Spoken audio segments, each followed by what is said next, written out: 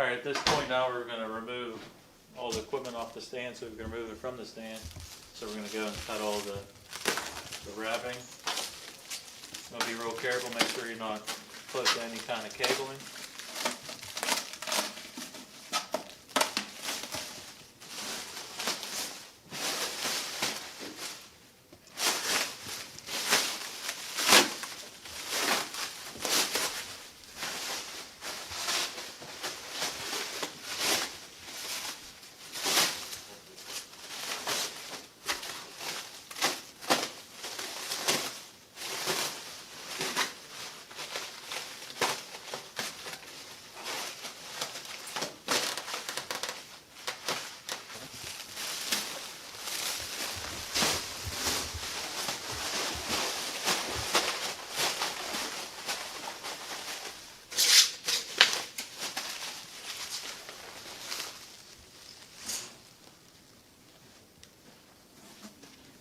We ought to remove all the computer and the printer off of the stand, so it will make it easier for taking the stand off of the skid.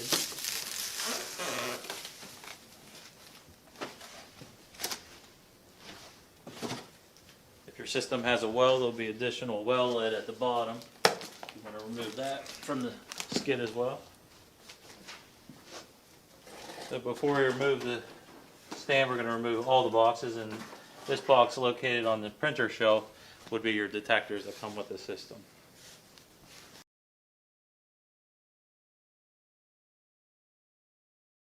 Removed from the stand so we can cut the banding and then take the stand off of the skid.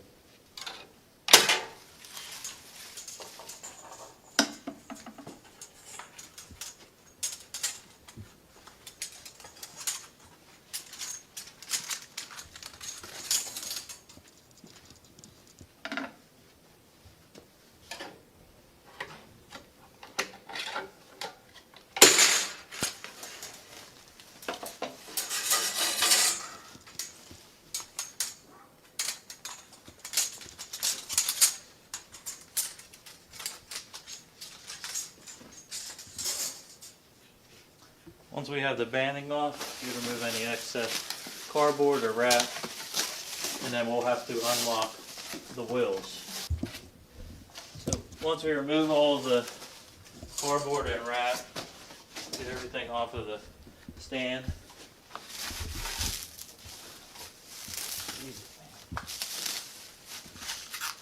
Each wheel is locked on the stand, so you want to prop up each lock on every wheel. Each wheel, there's, as mentioned, on every wheel, there's 4 wheels. Once they're unlocked, we're ready to remove the stand from the skid. At this point, it's best to have this done with 2 people to assist because of the weight. If you are only one person, the best way to do it is to just gradually release it off of the skid. Once it hits the bottom, you don't have to lift it because of the weight. It's very heavy. You just want to kind of guide it off just so it doesn't drop too hard. Now,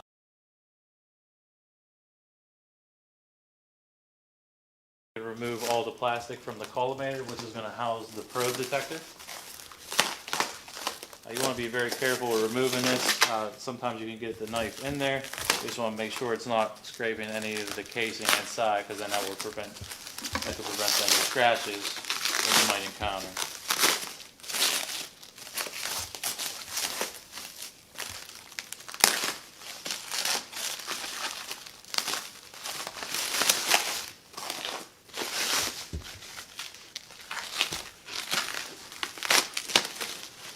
The back portion here is going to be your bracket for your monitor. It's going to house your all-in-one PC.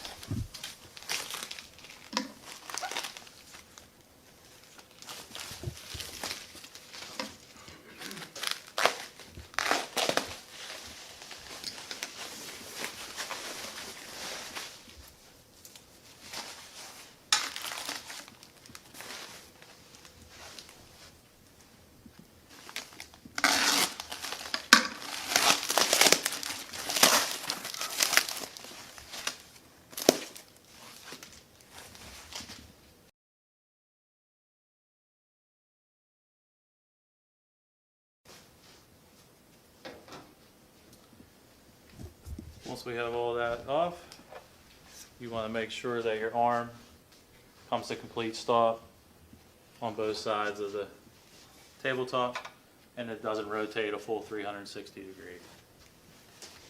Once you have that, confirm that, we're now ready to install the detectors for the system.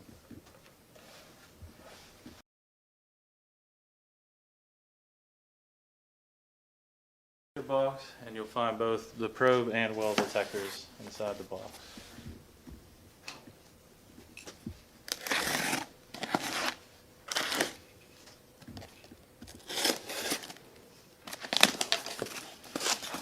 When you open, please make sure you have all your components in the box. You should find in here one probe detector, which will have your flat face top. And if you have a well detector on the purchase, you should have a second detector. That's a well that has a drilled center on top. You should also locate the probe base socket, which the probe will plug into, and then also a brass liner that will cover your well detector. So at this point, we're going to remove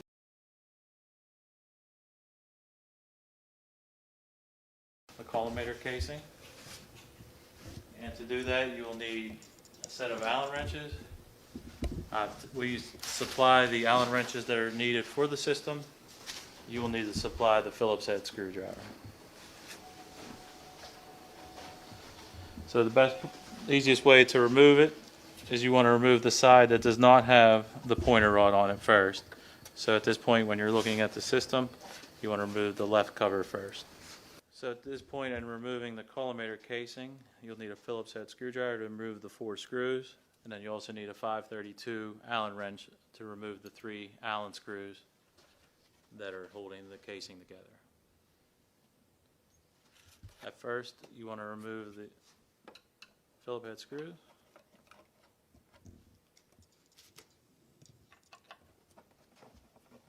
You only want to remove the 2 on the left side. And now we are ready. We could use the Allen wrench to remove the 3 Allen screws.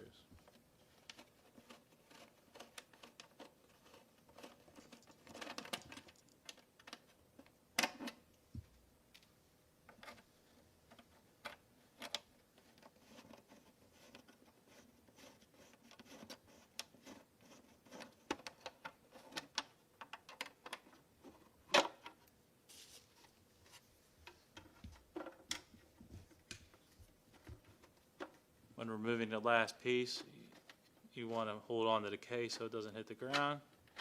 Once you have it out, remove the side of the casing.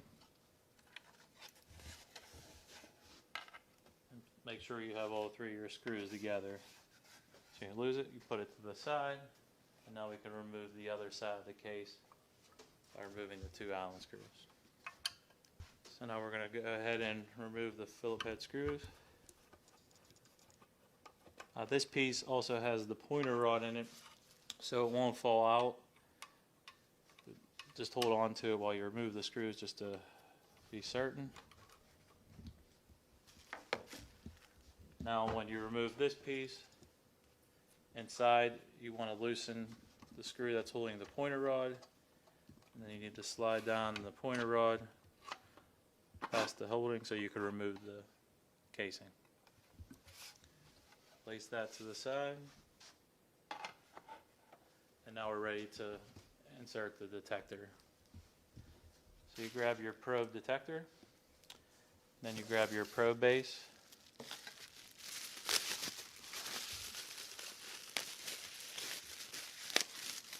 The probe base will have a BNC connector on the bottom and a keyed dyno base. You locate your bottom of your probe, match up the key, lock it into place, and it's ready to be inserted into the collimator. To do that, you want to gently lower it. Before you lower it to the bottom, you want to grab your probe cable, attach it to the connector, and it will key in, line it up, and then you lock it into place. Once it's locked into place, you can lower it gently into the collimator. At this point, we can then put the casing back on, you want to make sure that you put the side on with the pointer rod first. So you will hold the pointer rod down to the bottom to make it easier for putting it back together. Place the collimator on, and then you push the collimator, the pointer rod back up into the collimator.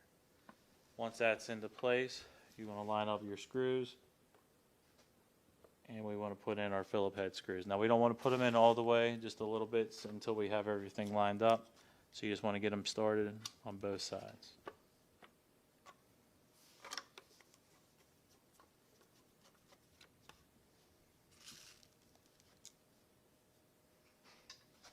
Once you have both screws lined up, like I said, you don't want to put it all the way in. You have it partially entered, and then you have a stopper screw. You want to make sure that this is pressing up against the probe base so it doesn't allow any kind of movement of the detector. Once we confirm that, we are ready to put on the other side of the casing. We grab the other side.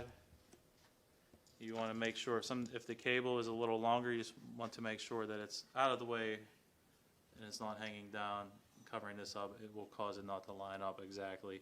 So the best thing to do is kind of gently twist it a little. Try to push it a little out of the way, that's fine, as long as it's not down in this area. Once you get that lined up, you put in the other two Phillip head screws.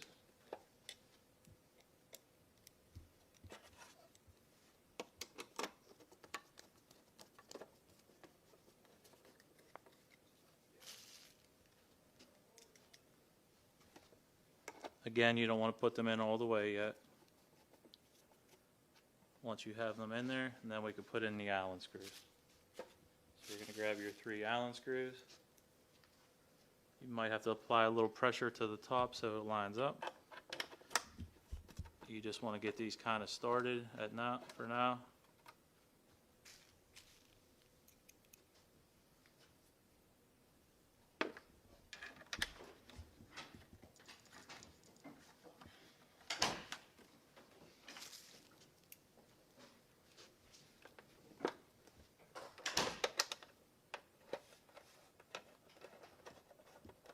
Once all 3 Allen screws are then inserted, at this time we could then tighten everything up.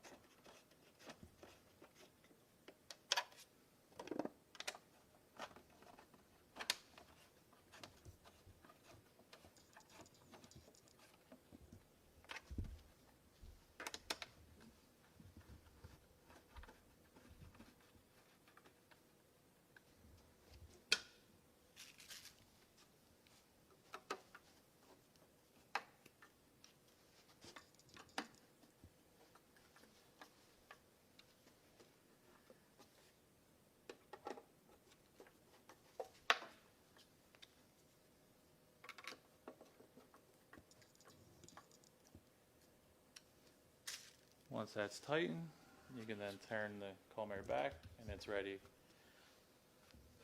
to go. This device here on the collimator is your screw tightener for the pointer rod. Typically it's set at 25 centimeters. Depending on the facility it might be a different distance, but once you have your distance you can use a screw to tighten it, and that would be your exact distance for your uptakes.